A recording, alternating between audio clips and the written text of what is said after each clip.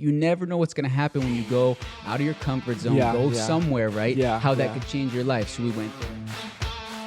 All right, what's up, guys? Today we have special guest, Dirk Van Der Veld. He's 29 years old, owner and founder of Momenticize. They do ground-up construction for single family and large multifamily. Recently completed over $30 million worth of real estate, and he's just getting started. Welcome to the show, bro. Daniel Kong, what's up, my man? Dude, so excited to have you on, man. I mean, like, we met, I think, was at Carrot Camp a year ago or so. Yeah. And just kind of seen, I think we were both kind of starting our journeys, or we're in midway through our journeys, and we've both grown a lot over the past few years. But just, number one, I think you had like zero social media presence. Now you're blowing up. You've got you started your own conference. I mean, there's so many things that you're doing over the past like few years, man. Thanks, man. I appreciate it. Yeah, it shows you the power of like one decision, right? Mm-hmm. So went to that Carrot Camp. Yeah. Funny thing, because I don't even have, I wasn't even in that world, not in the flipping world, not in the SEO world, but just went because a buddy invited me. And then you go and you meet, you never know what's going to happen when you go out of your comfort zone, somewhere, right? How that could change your life. So we went there, was super intimate, got to meet you and a couple other people who really had a big influence on me, right? That's what got me on social media, got me thinking differently. I think one of the biggest things is if you go somewhere, go to a meetup, go to an event, go to a mastermind, you never know who you're going to meet, what conversation you're going to have that's going to shift your perspective and just help you think bigger, think a little bit differently, and then go put it into play, right? It's so crazy. I think, just thinking about that mastermind, what was it, $2,000 or something? $3,000, I think, a little bit of money. But then, the relationships and then the takeaways, like you said, the way that it helps you to think bigger, it really is really a mindset game at the end of the day. With this whole business and investing thing, it's people think it's tactical about how to do the A's and B's, but the reality is the mindset that comes first before everything else. Right? Yeah, it's exactly. I always say real estate itself it's simple, but it's not easy, right? And that's what comes into that. What I mean by that is it takes hard work, it takes persistence, and it takes a strong mind, right? And I think that's the thing. The fundamentals are pretty simple, right? I mean, that's the thing is you buy a house, you renovate it, you sell it for a profit, right? Or you buy a piece of land, you entitle it, you build it up. I mean, so the actual doing of it. I mean, obviously there's a little nuances here and there that you're working through, but the actual work itself is very simple. But being committed for a long period of time and then thinking the vision and being able to orchestrate in your mind,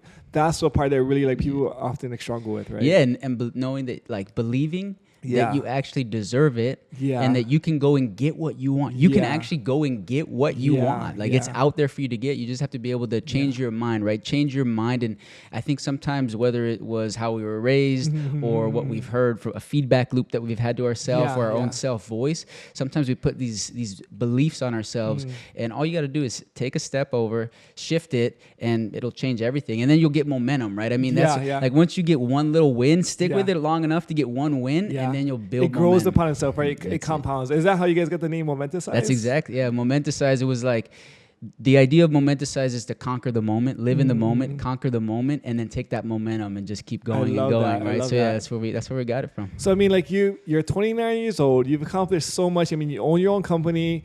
You guys are doing tens of millions of dollars worth of ground-up construction. You got employees. You're basically becoming the next Grant Cardone or Jeff Bezos, right? You're in your early stages right now, but I find it really amazing that someone of your age, right, that you accomplished so much in such a short period of time. It's maybe take us, how did you get started with real estate investing? What was that journey like? Yeah, so first and foremost, I'm far from a self-made man, right? Okay. I've always been involved. My family's been in the real estate game, the development side. I've been very blessed to be in an environment where I have had a lot of opportunities. So I don't take that for granted for a second. I'm not a self-made man. But what happens in life, right, is everyone has these moments that'll completely shift perspectives for them. And for me, that moment was when I had my first son. When I had my first son, I was still working. At that time, I was still working a W-2 job. Right, I was working for somebody else as an employee.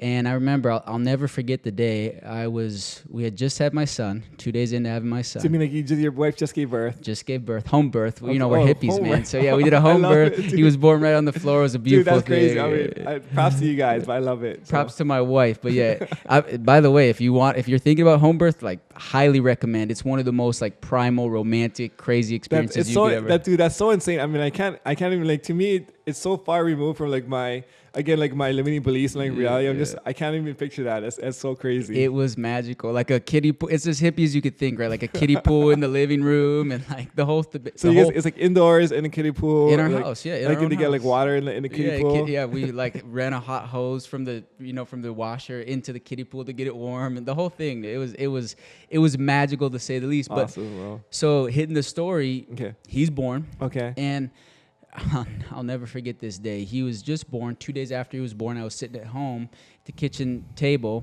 dining table, and I got a text from the COO at that time. Okay, of the company you're working for. Yeah, and he was just doing his job. He said, hey, congrats on the baby boy. Don't forget to put your PTO in. Okay. He said, congrats on the baby boy, thank you, but don't forget to put your PTO in. And something about that sentence, like, don't forget to put your PTO in, like your paid time off. I was like, do I really have to, like, I sat there looking, I'm like, I have to decide between going on vacation and having my son. I was like, something doesn't sit well here. I just didn't like that. It created this like fire for me. It lit this fire. And that same week I wrote my business plan. I read it to my wife, my brand new baby, my wife, my mother-in-law in our bed that week. And it still took me 10 months. That was the moment. That was like a pivotal moment in my life, a perspective changer, right? It lit this fire for me. But then it still took me like 10 months from that moment to actually pull the trigger. But that started the journey, right? There's always a catalyst moment where like something that switches in your brain where you make a decision to actually make a change, right? The first part comes with the decision. I think for me, it was like when I read Rich Dad Poor Dad, I was like, dude, this is crazy. I made the decision. From there, it's still like a few more months before you're learning, you're trying to figure it out, like you're really coming with a game plan. But that decision is like those pivotal moments is when like the whole journey actually starts. Yeah, and you never know when they're going to come, right? You just have to be open and listening for that omen. There's a great book called The Alchemist. If anyone wants to read it or hasn't, it is a phenomenal book. Talks a lot about that, right? Like be open, your own personal legend. Everyone has a personal legend. Just listen to those omens. And that was a guiding omen for me, right? Like, hey, you got to start your own thing. You got to build your own thing for your own family. You got to leave your own legacy, right? So all this fuel just came right into me. I love it. So you that had the pivotal moment. You made a decision. What was like the next steps, or how did that play out? Yeah, then you're brewing on it forever, right? It goes back to what we were just talking about. All these self-doubt. I'm not ready. I can't do it. Blah, like literally, blah, blah, blah, BS, blah, blah, like all this stuff. That's so hard to overcome. I think like in just most people's lives, like you see someone like yourself, like you're so successful, and there's such a huge gap from where they are to where you are, and you're like, well, Dirk can do it. It's okay for Dirk. It's for him, but it's not for me. How do you overcome something like that? Like in your I mean, to the people who are thinking that, first and foremost, it's you versus you, right? So don't go in, the grass isn't greener on the other side. It's you versus you, and just become a little bit better version of yourself. Yeah. And the way you overcome it is getting around people who think big like that as well, right? Like surrounding yourself. Like one of the guys I look up to very much. You've changed my life. I met you for just a moment, right? And then think about what a big impact you've had even on my life. And that's what I like about social media, kind of on a tangent in general, is we met. We got connected, and then you've been able to influence me over time. I've been able to learn with you and from you. What a cool thing, right? It's pretty special. I mean, like the please meet you, bro. Like I feel like we learned just as much from you. I mean, just like these are one of the things where relationships really enrich your life, both personally and professionally, where you're learning from each other on the business side. But it's just fun to chat and just see the success you have. And I feel like when you're winning, I feel like I'm winning too. It's really fun. So, that's the beauty. So I would say anyone that like feels like they can't get over the hump, just start getting around people. Like whoever you see, whoever you like, whoever you look up to, find a way to get around them, right? And whatever that takes, it's not always going to be easy, right? Like I told you guys, I'm very blessed. I was very blessed. I had an infrastructure. I'm not a self-made man by any means, like not even close. But do whatever it takes to get around it, and then you'll start shifting your mind, right? There's a great quote: "You're the average of the 5 people you spend the most time with." It's so true. Audit yourself. You literally are. So if you want to change, go and change the people that you're with, and it'll automatically happen. It's just the way the world works. Love it. So, okay, so like next step after you're brewing through things, you're trying to figure it out. Where was the point when you actually took action or started making moves? I mean, I thought I was never going to, right? Because then all the things come in, all the doubt. Oh, I need security. I have a kid. I have to keep a roof over the head. I have a mortgage. You name it, it all came through. And then I just I kept playing that out. I got to push it out. Oh, got a lot of work. When this project ends, when I'm done helping with this project, I'll do it. Got a lot of work. endlessly. And then one day I just looked in the mirror and I just looked at myself and I said, hey, are you never going to pull the trigger on your own dreams? Like, are you never going to do it? It's time to pull the trigger, take a step towards your actual dreams. Yeah. Decided to pull the trigger, and from there, you know, it all unfolded so like that. What is pulling the trigger? Like, what did that look like? Yeah, putting my notice in. So you put it. So before you had, you didn't have any other income coming in. You're like, you had a dream and like a. Yeah. Do you have any savings? we had a little bit of stuff going on, but we were just going for it, like finally pulling the trigger. Right, it's like one of those burning the boats moments over here. Jump off the cliff and you'll learn how to fly. Right. Okay. No, I love it. Okay, so. You put in your 2 weeks. Yeah, and we went for it. Yeah, exactly. Went for it. And, you know, again, I had some infrastructure, so we were able to make it happen. I have connections. And what was the business plan or what was the game plan? Yeah, here's the business plan. I started a general contracting business because I believe I knew it. That's where my skills were built, right? So you were working as a W-2 for a general contractor. Yeah. You kind of knew the world. Yeah. So the first step was building your own general contracting company. Exactly. Okay. That's sort of the hub. That's your, you got to build on the skills that you've learned, right? Yeah, so it would be kind of silly. It would be kind of silly if you're like, hey, I want to start my own business. I've never done this before, and I'm just going to pull the trigger. I'm not recommending that. I'm saying if you want to do something, you've never done it before, go and get the experience, work for them for a couple years. Yeah. And think of it not as a downgrade or I'm still working as an employee. Yeah. Think of it as an investment. But like learning. You're not so much like not earning, but you're learning during that period, right? And guess what? You're getting paid to do it. So you just put that perspective on, and you know, there is this balance between like wanting something so bad and then making smart chess moves to get it. Yeah. Right? You have to be able to play the game. And if you want to be a developer, but you've had real estate developer, you have no experience. Step one might be coming and working for me, right? Seeing what we're doing. Yeah. That might take you 2 years. But, and then all of a sudden with the lens of opportunity and learning, then you might be ready, right? So I think it's step-by-step thing. I love how you put that analogy of making like chess moves. I think like it's a lot of guys think like I'm just gonna burn the bridges and my desire is gonna carry me to the finish line. Yeah. Which sometimes it does, but a lot of times you crash and burn. Yeah. But if you're like, I have a burning desire, but I'm also gonna make chess moves to back this up, I think that's like the most strategic way. And it sounded like you kind of had a game plan going into this. It wasn't just like a spur of the moment like decision. Like it wasn't emotion like a switch. It was like, hey, like I made this decision. I'm kind of working my way towards it. I've got this game plan, and now I'm ready to really go. Exactly, yeah. And I always wanted it, right? I always knew that I wanted to have my own thing, and I've never been like school was never my thing. I've always had street smarts. Always been entrepreneurial. Always wanted to create a team. Yeah. You know, I'm in love with the idea of creating. So I always had that thing. It's just what is it? And I'm just gonna stack my experience, right? Like I think one thing people need to also, like what I had to focus on, my passion, like is building my passion. No, like not really. My passion was playing soccer, right? That was my passion, right? And I played it. It's all good. But guess what? Now I'm obsessed and in love with building because the process, right? Like the more I did it, the better I got at it, the more passion was born from it. Yeah. Right? Yeah. So it's like the better we get at a skill, right? The more time we put into it, the more passionate we can become around it, right? And so that's what I did. I know the building. That's what I'm good at. And that was what I decided to create the operational business from. But I had a plan the whole time. It wasn't like, hey, I'm going to start this business and I'm going to be a general contractor. That's what I'm going to do. No, that business was started to create and build the assets for my family. That was the idea, right? Is, hey, I know I can get some income from it, but now I have this hub where I can tackle these projects. I can put these land developments in front of us, and really it's now a hub and a business that can build the assets, and that's what I'm after, right? So it was like assets. Part of one of the master plan, like the big plan was like, hey, we're going to own these large multifamily buildings and they're going to be cash flowing. We're going to be like doing a lot of cool things up there. The first step was let's start the general contracting company, get some cash flow, kind of set us up so we can actually do the building and the owning these assets down the line. That's it. I love it, man. So I mean, how long did it take from like starting the company to like where you guys are right now? Yeah, great question. I mean, first year is you wear every hat, you do everything, right? I mean, you got all the hats on. Yeah, so that's one thing as an entrepreneur, when you first started, you're the accountant, you're like the project manager, right? You're the fundraiser, you're the acquisitions. You're doing everything yourself in the very beginning. Right? It's self-employed busyness, and then and then you stack. So we started there. That was about year one. Okay. Then grinding through, and everything was good. First, you don't know if you're gonna get any income, right? Yeah. Then you're like, oh, this is good. I'm getting some income. Then you're like, whoa, I'm smashing my old income. Like, this is great. Yeah. And then you're like, okay, now. What were you making at your W-2 before you quit? Yeah, I was making $100,000 a year. Okay, that's really good though. Yeah, so, okay. And then bonuses and whatnot. But yeah, $100,000 a year. And then, you know, but then you go from, so you have that.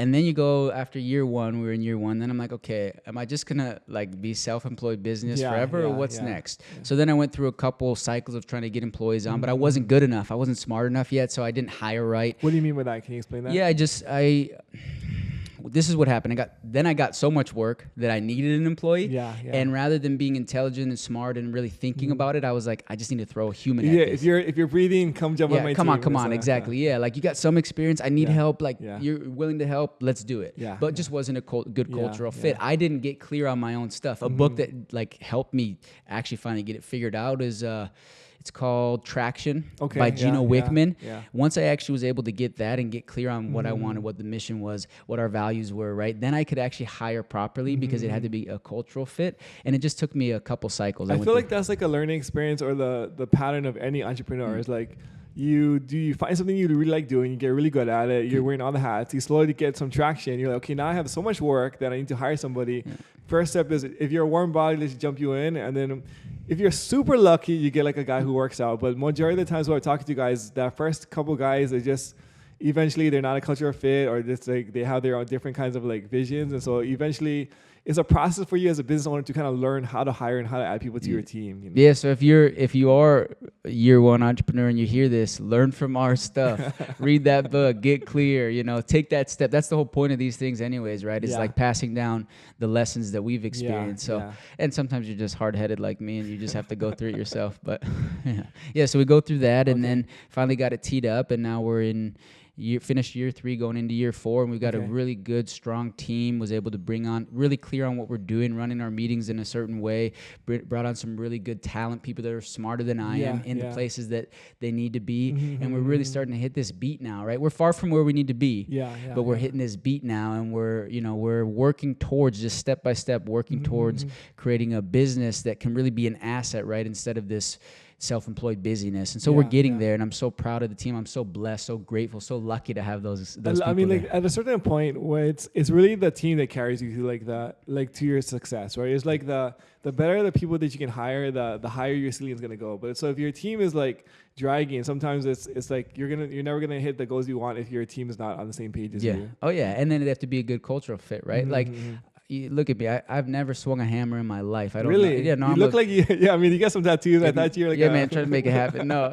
That was a soccer. I told you, soccer dream, man. Those were the soccer dreams. But you have to hire the people that do, right? So I was able to get so blessed, and a gentleman who's a 25-year master carpenter, right? He's on our team running he's our field guy running our projects, right? And I've got our project managers like 20 times smarter than I am. Do you ever get kickback because you're so young? You're probably hiring guys who are a lot older than you. Yeah, they can try, but you know, it's like that's their problem. They won't. I just won't let them work with us anymore. And I think that a lot of mutual respect is born if it's the right person. As long as they can see who you are and your intentions and what you're doing, this mutual respect will be born, right? And I think that if you command and demand like respect, then it's reciprocated, and when you give it, because I give a lot of respect out, right? But I also know what I'm doing from a business side. Like I'm a business builder. I know the business side of the numbers, and so I won't take it if they don't. No, I love it. Because I think I've heard other guys who kind of struggle with it, where like they're young and they feel like the people don't take them seriously. But obviously, you've been able to like overcome that hurdle, and it seems like you're with glowing success. And so just want to like hear your thoughts on how like how to overcome that. You know, so is it confidence? Is it just like the experience? Or what's like the thing that kind of you think that? Yeah, it's a really good question. I don't think about it much. It's just natural. Yeah, for you, but when I think about it, I'm sure that here's a good one. I'm sure behind closed doors, there's a lot of that talk, but I don't care. I don't listen to that stuff, right? I know where I'm going, what I want to do, and I know that we have a great vision and we have a great culture we're building, and the right people will come and want to join that, right? Because we're gonna create these win-win situations, right? It's not about me. It's about Momenticize and what Momenticize can do and give as a capitalist still a capitalist organization, but what we can provide to the community, right? And the right people will want to come into that. So I don't think about, I'm sure people talk behind closed doors a ton. I bet you there's a bunch of different things they say, but I just don't pay attention to it. I think just like thinking through this right now, I think it's like you have a big vision for the company and your goals, right? And so like I think your vision and your belief in the vision is really casting like this big opening for people to come in and jump inside. So like their dreams can fit inside of your vision. And because your vision is so strong and so big, like you're really casting this leadership bubble where people can actually come alongside you, whether they've been in the industry for like 20 years longer than you, but just because of like your vision and your belief in yourself and where you guys are going. So I appreciate you saying that, man. Yeah, it's one challenge is to, if you have a vision in your head, when you become a real leader, you're able to communicate that vision with people clearly so they can attach to it, right? And I think that's probably why I had to cycle through a couple of employees in the first place. I just wasn't, I had it maybe in my head, but you need to be clear in your communication, right? So your story, I think there was we talked before, and there's a thing where you guys bought a house with FHA loan. Like, you know what I'm talking about? Yeah.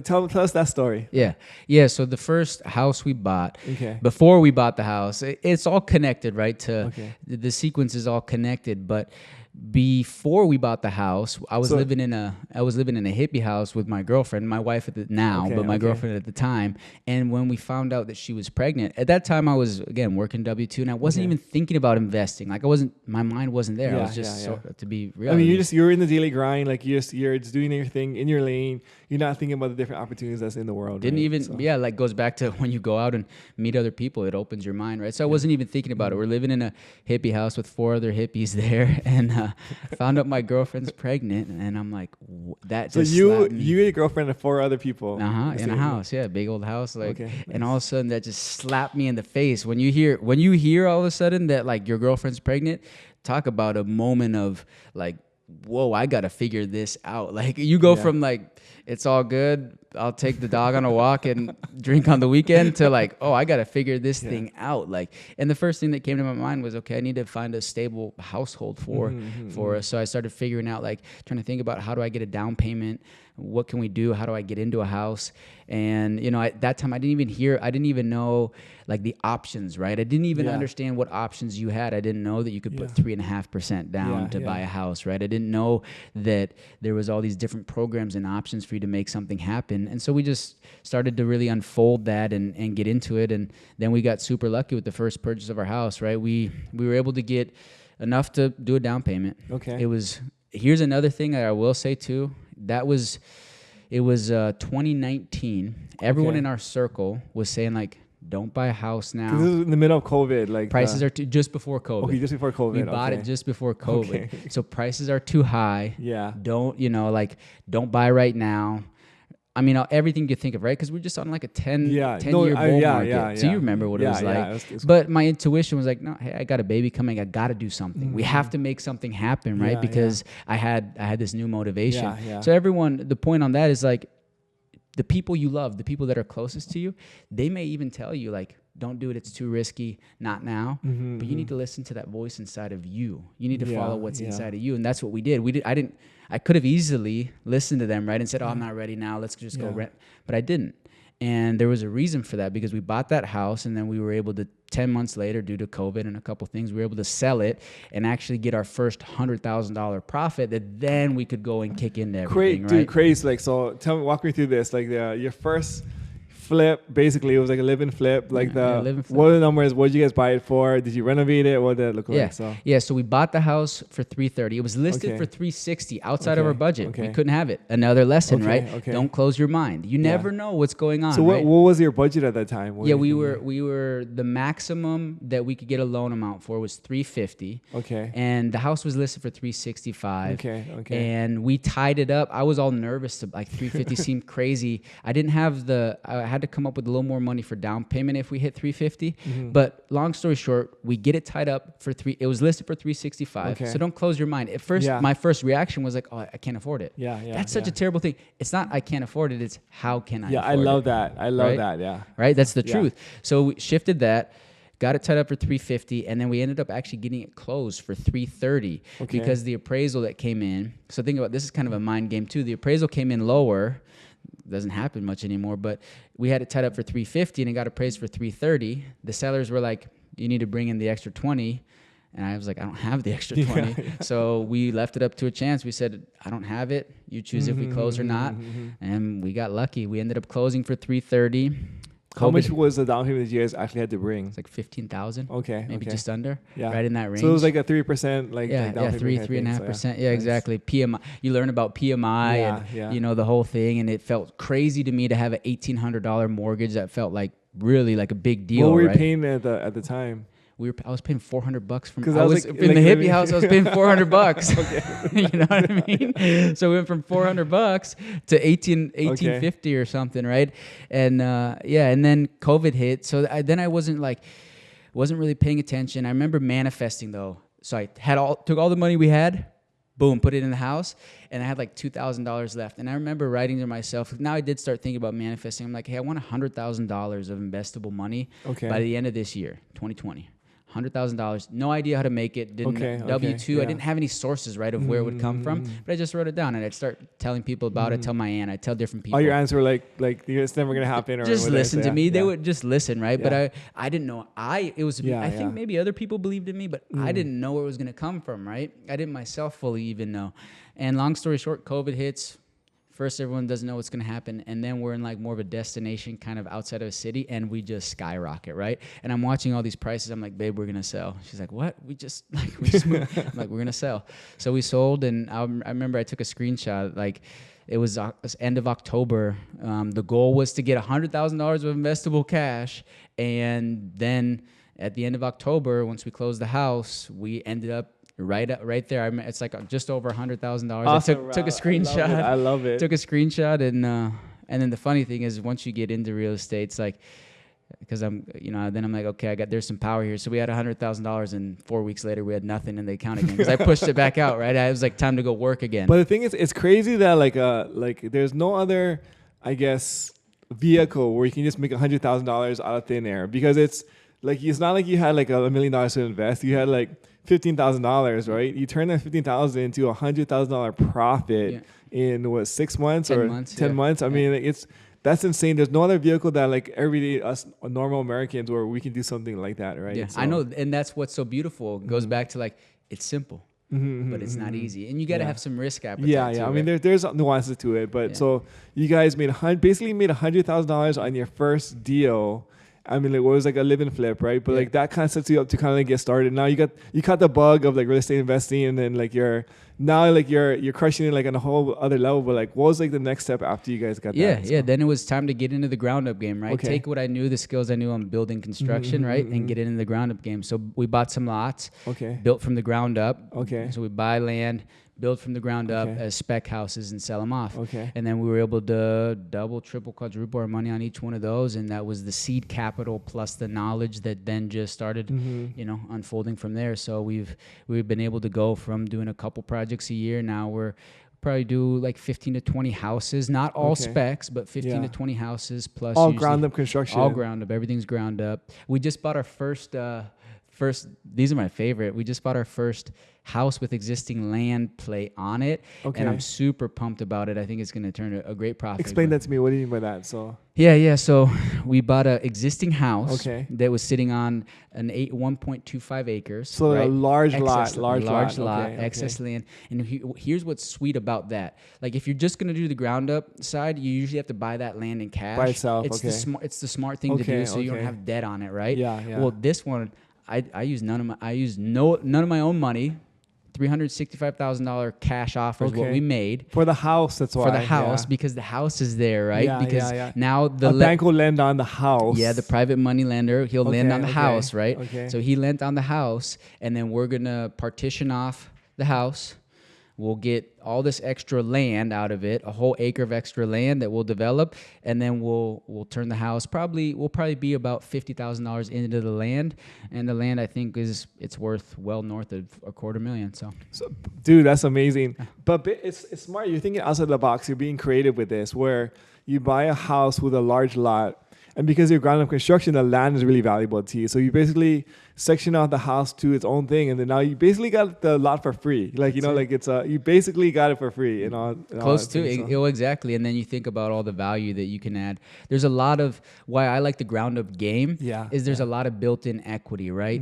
When what I mean by that is, you know, if you're gonna go and just buy a house, oftentimes like the equity you get is usually just whatever down payment you make on it, right? Well, when you build it, you're adding so much value that there's a lot of spread there, you know, there's a lot of spread. And I know that Hawaii is a little bit of a different market where the margins are pretty fat on flips, but most, like in our area, they're just not like that. So where you could make like 10 to 30 or 30 to 50 on a flip in our area, with ground up, you could make 80 to 100. I see. So. I mean, that's a really good point. I think just whenever you're doing ground up construction, the profit is always bigger because the risk is also a little bit bigger as well too, right? But it has to be bigger. And so like it's also more worth your time because now for the same amount of time you're making a lot more profit, right? Yeah, and the risk is and isn't, right? It's just how good are you at the numbers. I think the biggest thing is the timelines are a little bit longer, right? Like to me, it's risky to do a remodel because I don't know what's going to be behind that wall, right? I get nervous about a remodel more than I get about a new construction, because new construction is step by step, right? But do you ever like? Is there any hang-ups where like the land can't get entitled or certain things where you're not allowed to build? I mean, you just have to follow the rules, right? So like every place, like I was terrible at school, but the one thing I like to learn is the rules of the city and the code. What they can't do is, if you would try to go and do a rezone, or you're trying to do like a conditional use or something special that's outside of that city code, then you could run into a hang up. But if you just follow what the existing zoning is, they legally have to let you build on there outside of if you have like a wetlands issue or contaminated special site management area or something. That's a different thing. But like overall, you know, as long as you follow what is in their code box, you're good to go. No, I love that. And so would you say like the challenge is as far as like I mean, so we talked about another deal you had where there was like an entitlement or wasn't entitled or something. Like, can you walk us through like what number one, what is entitlement and what does that process look like? Yeah, entitlement just means that the city is now giving you, let's say you have a raw piece of land. We'll start with just a land. Just you know, land by itself is just worth whatever you want to put on it, right? We don't know yet because there's no plan. Nobody said hey, I'm going to build 15 units or I'm going to build storage units, right? So the land itself it's worth whatever you want to put on it until you go to the city and you say, hey, here's my plan. You provide them with a site plan showing where you're going to build it on the land. You provide them with a floor plan and some elevations, and then you provide them with a narrative that says like, hey, your code says that we have to have this building height, these setbacks, this coverage, and here's how our site plan and our plan to build meets these things, right? So you provide them with those things: a site plan, elevations and floor plans, and a narrative, which, by the way, don't get worried. You just hire people to do that for you. You don't have to write it yourself, right? There's really smart people who do that every day that do it for you. And then you submit that to the city. They review it, and then they'll say, hey, this is approved. This is now entitled, approved to actually go and build what you want to build on it. So the entitlements create a lot of value for that piece of land because now you have the city's approval, the city's okay to actually go and bring that project to life. How long does that process usually take to get the entitlement? It changes everywhere. Like our 84 unit took us 9 months to get the entitlements and construction drawings ready to go. So 9 months. Okay. Yeah. What about like a single family, would you say? It take depending on the municipality and where you're at, can take anywhere between 2 to 8 weeks. Because I mean, just thinking through this process, I've got other friends who buy like lots where like there's a large lot with a single house like yours, and then like their plan is like they're gonna section it off and sell it to like a developer like yourself. Yeah. So that partition, the one I'm telling you about, that partition will take me. In Oregon, they have an ordinance from completeness, meaning they say, hey, everything on your application is good. They have a law that they have to answer by 120 days for that specific partition. So that would be 4 months maximum. After like you get after like I submit. I see. Okay. So I'm going to put a renter in the house. Back to the deal we talked about, put a renter in the house month to month, up to 6 months, get it partitioned. Once it's partitioned, we'll move them out. We'll remodel it a little bit, sell it off, and so we'll start developing, baby. Come on. Walk us through the numbers on this guy. So what did you purchase the house with the lot on for? Yeah, 365. 365, okay. Yeah, we just closed on it, 365. I'm going to partition it off. Okay. I think I'll be able to sell the house for somewhere between 325 to 350. Okay, so less than like what you less than we bought it with for. the renovation inside. Yeah, with the renovation, let's call it 20 grand renovation. Okay, so I'll be into it, right? Okay. Be into the land 50, 60 grand, something like that, right? Okay. And then what I'm going to do on this land, I'm going to put 11 mobile homes. It's in an area where, that it works well there. I'm going to put 11 mobile homes. I love this mobile home model because what you can do is while we're doing the infrastructure, they can be building the mobile homes, and now we can solve an affordability issue, right? Because we're able to bring product online that can rent for. That's another thing I love about like being in the investment game is that you have the ability to affect a lot of people's lives. Yeah. Number one is like your employees and your construction crew, like they have jobs, like the tele companies, insurance companies, but at the same time you can provide housing for people at whatever price makes sense for you, right? So like you have the ability to affect a lot of people's lives, and I think that's why the government probably gives us like tax incentives, because they want people like us to actually develop and basically create America, right? Like we're putting our risk, we're putting our time, energy, and money into this to build the infrastructure or the housing for people to actually live in. Exactly, yeah. And it might get a little technical, but maybe it won't. But the key and the trick on this bad boy is we'll bring those mobiles in, and I believe we'll be able to get somewhere between $300,000 to $500,000 out non-taxable. Because when we go to put permanent debt on, as you know, right, debt's non-taxable. Yeah. So once we go to put permanent let's walk through the numbers. Okay, so you bought it for $365. Probably put like 20 grand into renovation, so you're all in for $385. You're gonna section off the land for like the building, and then you're gonna sell the house for like a small loss, like 50 grand. So you're into it for 50 grand on this lot. Now you're gonna put 11 mobile homes on it. How much is it gonna cost to put the mobile homes on? So the mobile homes, I'm putting three bigger size ones and what's the math? Eight of the other ones. It's gonna cost us. It's gonna cost us about 60 grand for the unit, 25 grand to put the pads in for all the infrastructure. So we'll be 85 into it. Plus 85 per house. Per house. Times 11, you're in like about 900 grand ish. Yeah. So you're in for like 950 call it grand. Another 100,000 for permits, etc. Let's call it $1 million. Okay, so you're in for $1 million plus like the land, like 50 grand in the land. And then what are you gonna sell these guys off for? Yeah, it's all on the cap rate, right? So we're gonna keep it. Okay. That's the key, right? We're going to keep it. We're not selling them. Let's say you were to sell it. What do you think this is worth?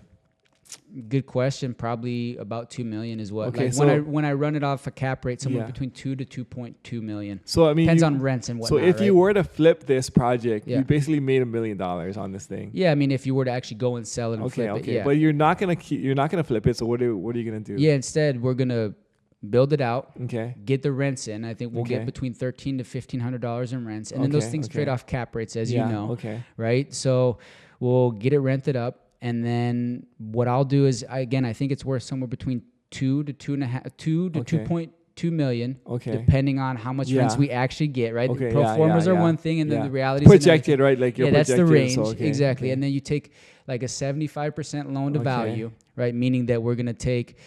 Of the value of $2 million, we're only going to take 75%. So a bank will give you cash for 75%, and you're going to pay that off for the next 30 years or 20 years, whatever it is. So, exactly. Well, the tenants are going to be paying it off, but so let's say it's worth $2 million. Okay. And then the bank is going to say, hey, we're going to give you 75% of that. What's that equal? 1.5? Is 1.5, right? Yeah, so 1.5 million of cash, debt, right? Yeah. Debt, not a sale. Yeah. Debt. Yeah. And then what do I have in it? $1 million, like we talked about. So then how much is left? So you're getting $500,000 tax-free cash in your pocket to do with whatever you want. And you own these 11 mobile parks, which are probably cash flowing positive at this point. $2 to $3 grand is what I would say of net free cash flow per month. Which again, it's not phenomenal from a per unit. For $1 million investment though, that is phenomenal. Because I mean, like that, Well, for an infinity investment, in Hawaii, you buy $1 million house, you get like $3 grand total in rent. So like you're making 13 to 15 times 11. Basically, you're getting like 30 grand in gross rents for this thing, something around there. Well, 25 grand. 1,500. No, it's a little bit. It's like 15 or 16 grand. Okay. 13. If wait, 1,300 times 11. 11. Can someone give me this? What this is? Give us the numbers there. 1,500 times 11, 14,300. Yeah. Okay, so 15 Yeah, grand. So you're yeah, 15 grand on $1 million like building, which is to gross. me That'd be gross. is, I mean, it's really. I mean, in Hawaii you're getting 3 grand. That's why. Yeah. So there's a big difference. Yeah. So. Oh, yeah. I mean, it's a little bit of a different price, right?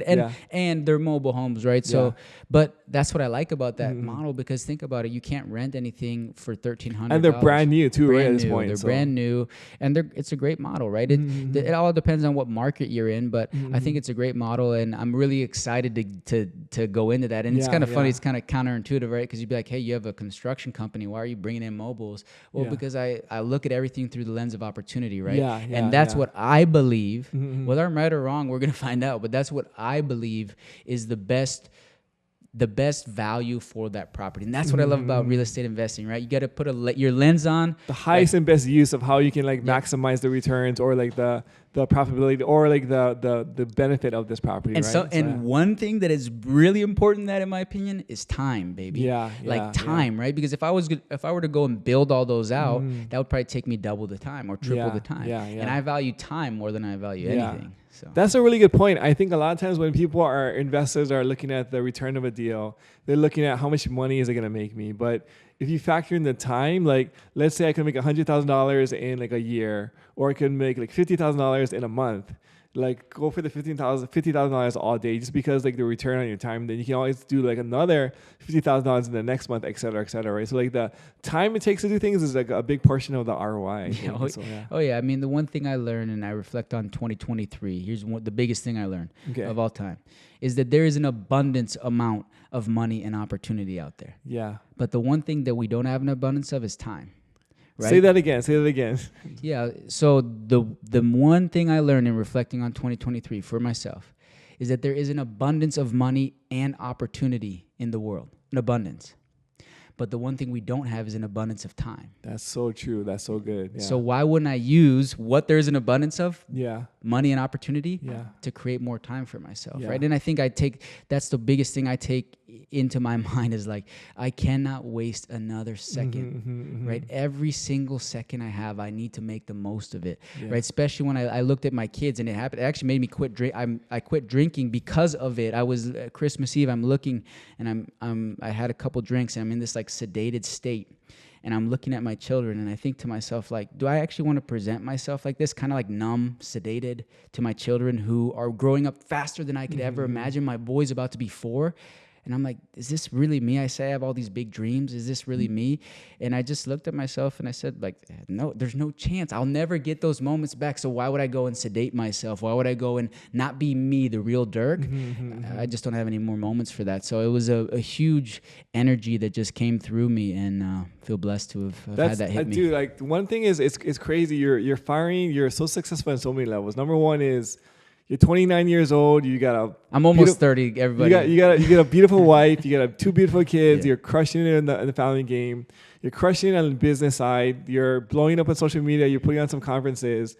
But then you make time for your family. And so like even like on all your social media posts, I see you taking your boys around to your projects. They're having a blast. And like I know you spend like a ton of time. Like you can tell you're a really good father and husband. Like how do you balance like the growing success of business and personal development with having a family? I struggle with that component every day. I'm an all-in kind of guy, right? So the biggest thing is like balance has never been easy for me. So I just what I try to do is wherever I'm at, I'm there. So I'm going all in on that moment. If I'm with the boys, I'm all in with the boys. I'm not perfect at this. I need to work on it. But like the idea of like trying to have this work-life balance, that doesn't work for me. It's just not my personality. So I'm like, hey, if I'm going in, I'm going all in. Right. And whatever I'm doing. And then I just try to integrate the whole thing, right? Because I can't have a work-life balance. I'm just like, let's just integrate this all whoosh, and just make it all one big old melting pot of. Well, that's also the beauty of having your own business, where you can bring in your family to your work site, to your job site, and bring them along, because you're the boss, so you can kind of basically do what you want, right? So yeah, I like doing what I want. No, but I mean, it's really good to just see like how you're able to navigate that and really have the success in all areas of life. Because some people are like, you can have success in business but not a family, or you can have a great family but you can't have success in business. And so, like, what do you say to people who will say that, you know? hey, I want it all, baby. You can have it all, right? You just have to, like, where focus goes, energy flows. So I don't think that you can't have it all. I think you just need to really, whatever you put out there, you need to prioritize. And yeah, I mean, what do you mean? Sorry, say that was a really good quote. Try to say that again. Where focus flows. Yeah, where focus goes, energy flows. Yeah, Explain right. that, Yeah, so. yeah. I mean, like, whatever you focus on comes to life, right? So if goes back to what we were talking about. If I'm focused on just work all the time, all my energy is going to flow to just work all the time. If I'm focused on if my number one priority is my relationship with my wife, and I'm focused on her and the energy and building that, my energy will flow towards that, right? Because my focus is going towards that. And so where focus goes, energy flows. And I think it's really important. Like, if you're distracted all the time, then think about where your energy is. Your energy is just not aligned with what you actually want. So it's really important to recheck. And I have to check myself on that all the time, right? Like, I get distracted. I go into social media and scroll for 30 minutes. I'm like, whoa, what just happened, right? I mean, so it's just to check yourself, and nobody's ever perfect, but I'm just constantly trying to get like 1% better every day. So. I love it. But I really like that idea of where focus goes, energy flows, because so much of your life is where you're putting your energy. And so sometimes, like, you're working or you're doing a task, but your energy is not flowing there.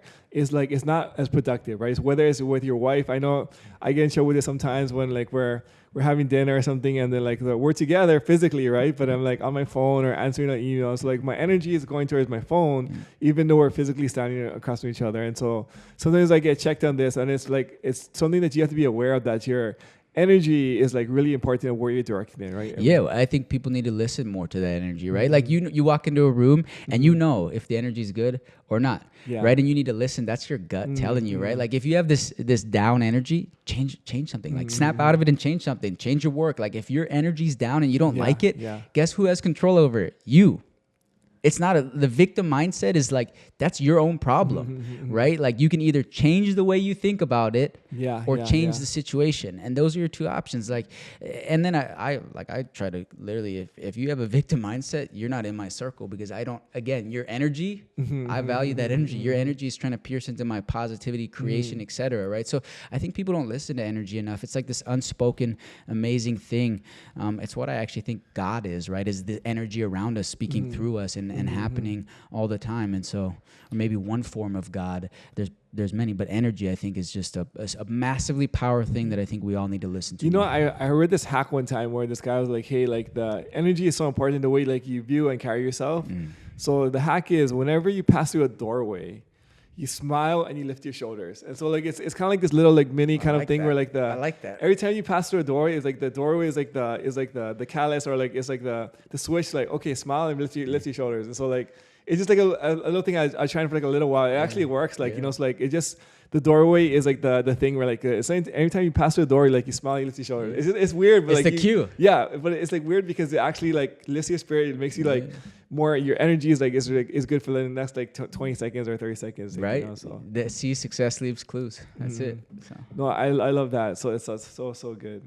So talking about a little bit about your journey and, like, the way that you've been blowing up, I feel like you had a lot of success in social media, and now you're putting on a conference. Tell us about your conference and, like, the thought process behind that. Well, I'd call it far from success in social media. We're just dabbling. We're just starting to get used to it, right? And we're But you put on, like, your stuff is really entertaining. Like, you're teaching people about the ground up game, and then you've got a good presence when you're enthusiastic, and you can really tell you enjoy what you're doing, and, like, you have a lot of moments where you're very insightful beyond your years. And so, like, I say that as a compliment, like, you know, like, you're a young dude, but you have so much wisdom that you've been, like, imparting and sharing, that it's really, like, oozing out of you on the social media. Well, thank you. I appreciate that feedback. Yeah, we on the social media, like I actually told you, I got on because of you at Carrot Camp, right? And to throw a compliment back, it's been fun to watch you grow from when I got on 5 to where you are now, and it's just the beginning. So we, you know, it's pretty exciting. But yeah, we did. We got on social media. That's another lesson within that, right? Is like how silly. I'm an entrepreneur, 5, 6, 7 years. I'm like, social media is a distraction. It's the opposite of that, right? Like, what a naive what a naive thing to say, and what a bummer that I did it. But I'm in it now. I see it. I see the value, and I'm learning about it. And you'll watch us. We're bringing on a super talented storyteller who's coming on. When I get back from vacation, he's coming on. So you're gonna see us just really start skyrocketing what we're doing. But we threw an event. Anybody that's ever tried to throw an event, you guys just had your first really successful one, right? Yeah, it was all right. Yeah, it was good. Well, you guys had a big turnout. We had 35 people at our first event. Granted, like, I told the team we're doing it 2 months before we started, so I really pushed everyone to do it. But it was a blast. I learned a ton. It was called the Ground Up Summit, and it was fun. I brought in all my mentors, people who've really helped me, right? And real world teachers, brought them all in, and we had just this great event at Tether Resort. I actually like the little smaller ones better, just because like it's a little more intimate. You can actually interact with the speakers. When there's like 1,000 people, and you can't touch the guys on stage. But it's like, a party. Yeah, but like when it's smaller, you can actually have like a little more mastermind. You can get some like feedback back and forth, and then just like the feeling, the vibe is more like it's like a nice, more like back and forth kind of like energy. Yeah, like, exactly. We had a blast doing it. We'll put on another one this year. We'll see where it goes and where it grows. But it's a lot of work to do those things. People don't realize how much work putting on events and social media is. Like, I feel like you see the result, and like you see like a conference, whatever, like it just it doesn't just happen. Like, right? Like all the things that go behind it, like the planning, the booking the venues, kind of like the advertising. There's so many like the schedule. I mean, there's so many things that happen behind the scenes that people don't realize, and the amount of work that's involved. Yeah. Shout out to my beautiful wife and my team on that, by the way. They just killed it. So it goes back to like, you got to have the right people, right? The people around you are really what makes you look good. And so shout out to them. It was a blast. We'll do another one. And we're just like anything, right? We're just trying to get a little bit better every day. We're trying to put stuff out that we like. I took a little bit of a break because I realized like if there's friction on anything, right? When you have friction on something, you're not gonna be able to produce the best thing. So I'm like, how do I solve this? Like, I'm feeling a little bit of friction because I got so much pressure coming at me, which I love pressure, by the way. I also learned a big lesson, the difference between like, if you're feeling stress, something's wrong. You need to change something. If you're feeling pressure, come on, baby, let's make diamonds, right? So stress, when I was feeling stress, that's like I started losing my hair, that's a different thing. Stress, I'm like, there's a problem here that we need to solve. But pressure, baby, we can deal with, right? So I have all these, I figured out the stress thing. That's good. We pushed that aside. Got all these pressures, and I'm like, I got this friction with getting content. So I'm like, how do I take the friction out of it? And I think I've got a solution. You'll see by bringing this guy on, we'll have a solution there. So I think it'll be fun to see what we're able to produce and the type of content that we'll be able to level up to over this next year. I mean, like, I'm still thinking this part, like what you just talked about, pressure versus stress. Like, I mean, let's talk into this a little bit more, because I feel like in my life, there's a lot of times when like I feel like a positive stress, which I call like pressure, or there's something like a negative stress where it feels like it's sucking energy from you. Yeah. Is there a way you can transition it from like positive to negative to positive? Is it just the stress itself? What are your thoughts behind that? Yeah, it's a really, really good question and a good way to say it, right? Yeah. The way I bucketed it was, like I said, to me, stress is a root of problem I got to deal with. And pressure is like, hey, we're on the right path because we have so many things coming at us, good things coming at us. We need to execute, right? And so I think you're excited when it's pressure, like it's a sense of like tenseness, but you're excited and you're ready to go. Where stress kind of like is bringing you down. Exactly. So. Like I mean, both of them. With both of them, I'm losing sleep at night. But one is like, let's go, and one's like, I need to. Something's going on here, right? Like I need to get to the root of this problem. Stress feels like a problem to me. Pressure feels like an opportunity to me.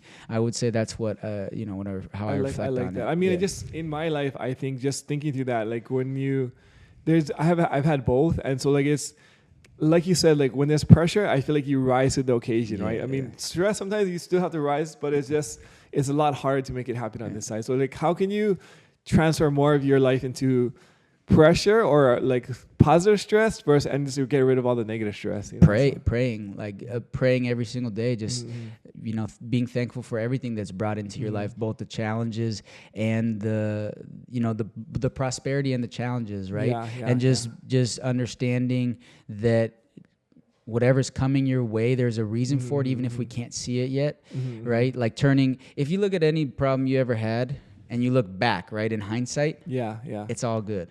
Right?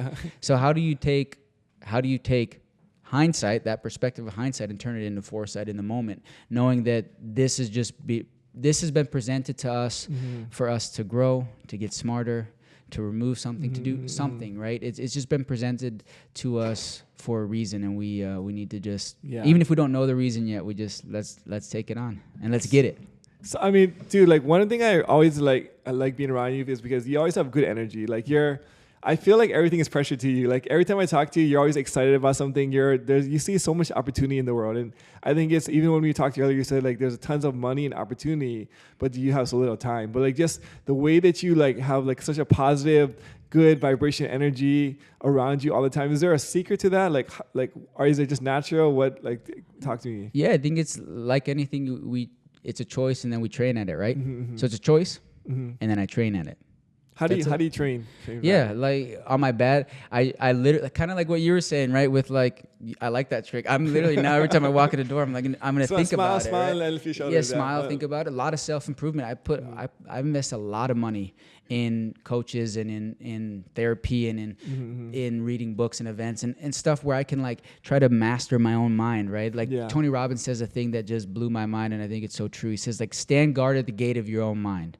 Stand guard at the gate of your own mind. Like, control the thoughts that come into your mind, right? Because you have a choice of what comes in, and then what we think about, we produce. So yeah, I just try to choose that. There's a mantra where I think it really came, because I wasn't always like this. Like 5 years ago, I created this mantra.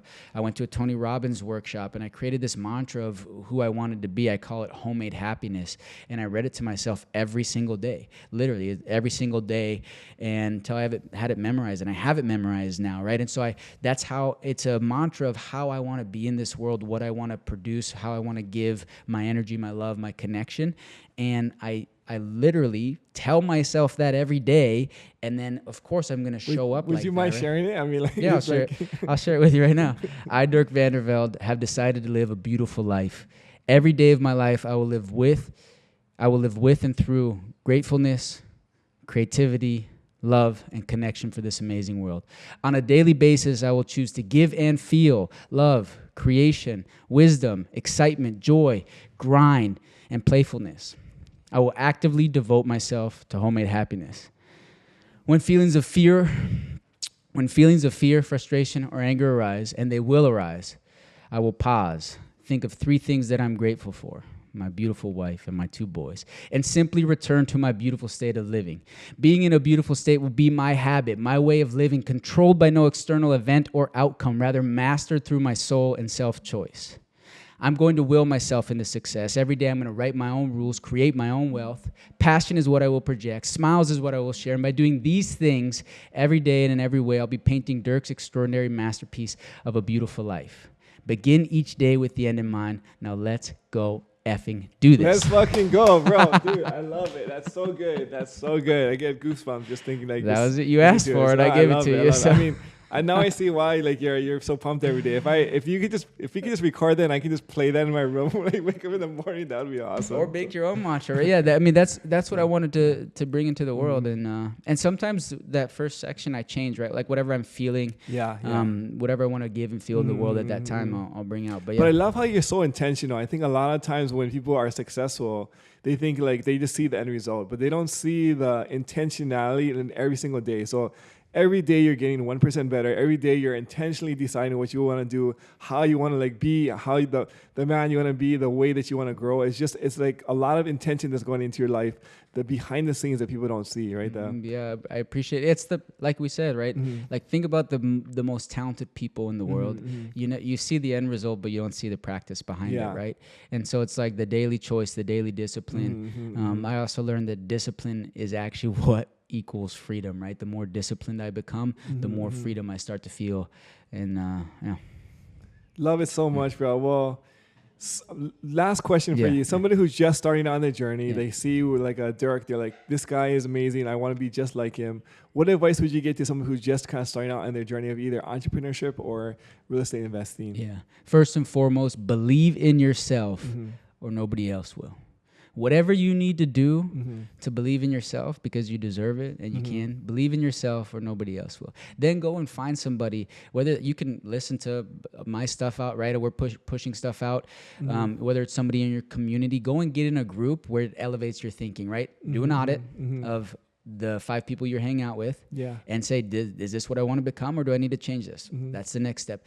And then from there, you'll start gaining momentum, right? You'll start gaining momentum from there and the next answer will come. But I think you do those 2 things, you get a paradigm shift and the next answer will come to you.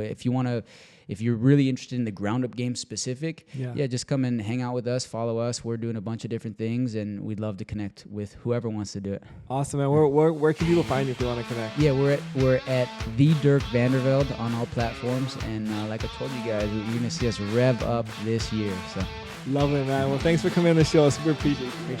Thanks for everything, man.